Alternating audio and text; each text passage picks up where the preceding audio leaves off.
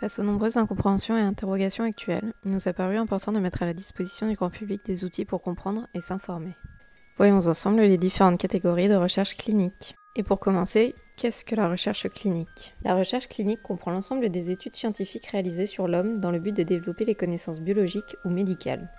Elle comprend les essais cliniques qui évaluent les nouveaux médicaments, mais également des études dont l'objectif est d'identifier les facteurs de risque des maladies, d'évaluer leurs pronostics, de comparer des stratégies diagnostiques, etc.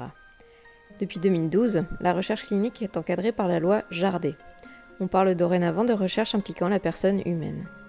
Ces recherches ont été classées en 3 catégories, en tenant compte de la nature de l'intervention nécessaire à la recherche, si celle-ci modifie ou non la prise en charge habituelle des participants, et du niveau de risque et de contrainte pour les personnes qui acceptent d'y participer. On distingue ainsi 3 catégories. Les recherches interventionnelles, les recherches interventionnelles à risque et contraintes minimes, et les recherches non interventionnelles. Les recherches interventionnelles, ou de catégorie 1. Les recherches interventionnelles impliquent une intervention non dénuée de risque pour les personnes qui acceptent d'y participer, et non justifiée par leur prise en charge habituelle. Elles concernent les médicaments, des actes chirurgicaux, des dispositifs médicaux, des thérapies cellulaires ou géniques, et aussi des produits non médicaux, comme par exemple des denrées alimentaires. Les recherches interventionnelles à risque et contraintes minimes, ou recherches de catégorie 2. Les recherches interventionnelles à risque et contraintes minimes peuvent comporter l'utilisation de produits de santé ou de médicaments dans les conditions habituelles d'utilisation, s'ils ne font pas spécifiquement l'objet de la recherche. On peut y pratiquer des actes peu invasifs, comme des prélèvements veineux sanguins de volume limité ou des imageries non invasives. Les recherches portant sur un médicament sont exclues des recherches interventionnelles à risque et contraintes minimes. Toute recherche qui porte sur un médicament est nécessairement une recherche interventionnelle. Les recherches non interventionnelles, ou de catégorie 3. Ce sont les recherches qui ne comportent aucun risque ni contrainte, ne modifient pas la prise en charge des participants et dans lesquelles tous les actes sont pratiqués et les produits utilisés de manière habituelle. Elles sont également désignées dans les termes recherche observationnelle. Par exemple, elles peuvent porter sur l'observance des traitements, la surveillance d'un médicament après sa mise sur le marché, les pratiques d'un centre de soins comparées à celles d'un autre, etc. Quelles sont les autorisations nécessaires pour pratiquer ces recherches ? Toutes ces recherches doivent recevoir un certain nombre d'autorisations avant de débuter. Dans tous les cas, ces recherches doivent être portées par un promoteur qui en assure la gestion, veille au respect des bonnes pratiques garantissant l'intégrité de l'étude et vérifie que le financement est acquis. Elles doivent également avoir obtenu l'avis favorable d'un comité de protection des personnes. Les recherches de catégorie 1 doivent de plus recevoir une autorisation de la Commission nationale informatique et liberté, la CNIL, ou respecter une méthodologie de référence concernant le traitement des données à caractère personnel des personnes impliquées. Elles doivent également recevoir une autorisation de l'Agence nationale de sécurité du médicament et des produits de santé. Le promoteur de ces études doit également souscrire une assurance. Enfin, les personnes impliquées dans la recherche doivent être informées sur l'objectif de la recherche, sa méthodologie, les bénéfices attendus, les contraintes et les risques prévisibles, le droit de refuser de participer et celui de retirer son consentement à tout moment. Le recueil de ce consentement doit être écrit. Les recherches de catégorie 2 doivent de plus recevoir une autorisation de la Commission nationale informatique et liberté, ou respecter une méthodologie de référence. L'ANSM est informée de l'avis rendu par le Comité de protection des personnes, sans qu'une autorisation ne soit requise de sa part. Le promoteur doit souscrire une assurance, et les personnes impliquées dans la recherche doivent être informées, et il faut recueillir leur consentement express, c'est-à-dire oral, qui est libre, éclairé et révocable à tout moment.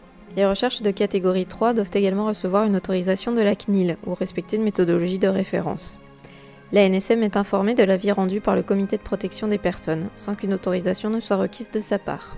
Les personnes impliquées dans la recherche doivent être informées, et il faut recueillir leur non-opposition à l'utilisation des données recueillies. Comment fait-on si les personnes ne sont pas en état de donner leur consentement, par exemple en réanimation ? En cas de situation d'urgence qui ne permet pas de recueillir le consentement de la personne, le protocole doit prévoir de solliciter le consentement de la personne de confiance ou des membres de la famille s'ils sont présents. Dès que possible, il faut informer le participant, demander un consentement de poursuite et informer du droit d'opposition à l'utilisation des données déjà recueillies. En cas d'urgence vitale immédiate, une dérogation à l'accord des proches est possible. Dès que possible, il faut également informer le participant, les membres de la famille ou la personne de confiance s'ils sont présents, et demander un consentement de poursuite. Il faut aussi informer du droit d'opposition à l'utilisation des données déjà recueillies. Si le participant ne peut pas donner son accord par écrit, en raison d'un handicap moteur, ou si la personne est illettrée, son consentement oral est suffisant.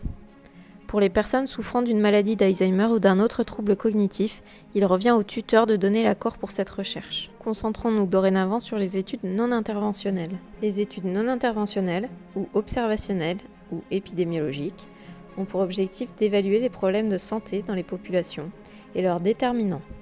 Elles peuvent aussi permettre d'évaluer l'impact d'une intervention en santé, en étudiant par exemple l'effet d'un programme de prévention ou de dépistage dans une population. On distingue différents types d'études épidémiologiques avec des méthodologies variables selon l'objectif recherché. Au sein des études épidémiologiques, on distingue deux catégories, les études descriptives et les études analytiques. Les études épidémiologiques descriptives ont pour objectif l'étude de la répartition ou l'apparition d'une maladie dans une population.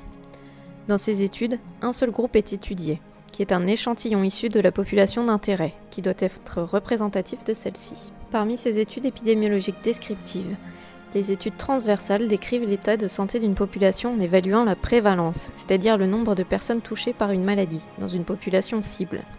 Les données sont recueillies à un instant T, et il n'y a pas de suivi. Les études d'incidence recueillent l'apparition de nouveaux cas de maladie pendant une période. Par exemple, les autorités de santé recueillent chaque hiver les cas de grippe déclarés par des médecins généralistes pour suivre l'épidémie. On peut comparer la prévalence au volume d'eau contenu dans une baignoire et l'incidence au débit du robinet remplissant cette baignoire. Le volume d'eau contenu dans cette baignoire dépend du débit d'eau du robinet. Plus le débit est fort, plus la baignoire se remplit vite. Mais ce volume dépend aussi de la quantité d'eau qui fuit de cette baignoire, qui correspond aux personnes qui étaient malades mais ne le sont plus, soit parce qu'elles sont guéries, soit parce qu'elles sont décédées. Cette fuite d'eau est importante si la maladie guérit vite ou si elle est rapidement mortelle, alors qu'elle est faible si la maladie n'est pas mortelle mais non curable, comme le VIH par exemple. Les études épidémiologiques analytiques cherchent à identifier une association entre différents paramètres et les maladies. Elles peuvent être prospectives, c'est-à-dire que l'on recueille les éléments survenant après l'inclusion dans l'étude, rétrospectives, c'est-à-dire que l'on recueille des éléments survenus avant la mise en place de l'étude, ou historiques, c'est-à-dire décidés a posteriori sur des bases constituées de façon prospective, comme par exemple les bases de la Caisse nationale d'assurance maladie. Parmi les études analytiques, une première catégorie est constituée par les études cas témoins. Deux groupes sont constitués en fonction de leur état de santé. Un de personnes atteintes de la maladie étudiée, l'autre de personnes indemnes. Les études cas témoins comparent ces groupes en recherchant l'exposition à un facteur supposé causal. Comme on étudie une maladie déjà déclarée, ces études sont forcément rétrospectives. Les deux groupes doivent être comparables, à part pour la maladie étudiée. Ces études ont un faible niveau de preuve, car les résultats dépendent des témoins choisis. Elles sont utiles lorsque les études de cohorte ne sont pas possibles, pour les maladies rares par exemple. En effet, dans une cohorte, si on cherche à étudier une maladie ne touchant qu'une personne sur 10 000, on aurait trop peu de cas, même dans une cohorte de 20 000 personnes, pour avoir des données fiables. La deuxième catégorie d'études analytiques est composée par les études de cohorte. Elles comparent l'incidence, c'est-à-dire la survenue, d'événements bien définis dans deux populations suivies pendant un temps donné, l'une exposée à un facteur et l'autre non. Les deux groupes doivent être comparables pour limiter les facteurs de confusion, sauf pour l'exposition étudiée. Elles fournissent un meilleur niveau de preuve que les études cas témoins, mais elles ne sont pas réalisables pour des événements rares ou retardés, car il faudrait une population très importante ou une durée de suivi très prolongée.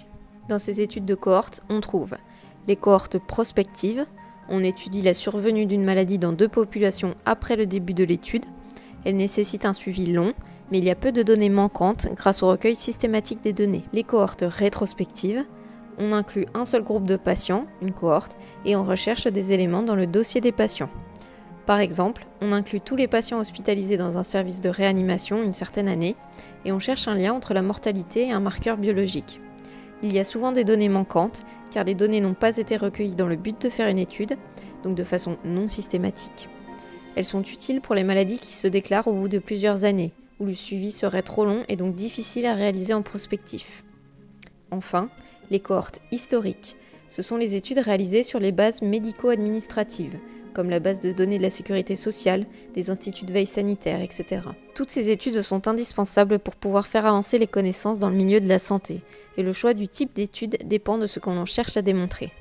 Nous devons tous nous sentir concernés et accepter ces études pour pouvoir faire bénéficier les générations suivantes des résultats obtenus. J'espère que ce petit exposé aura été suffisamment clair et didactique pour vous permettre d'y voir un peu plus clair parmi toutes ces études.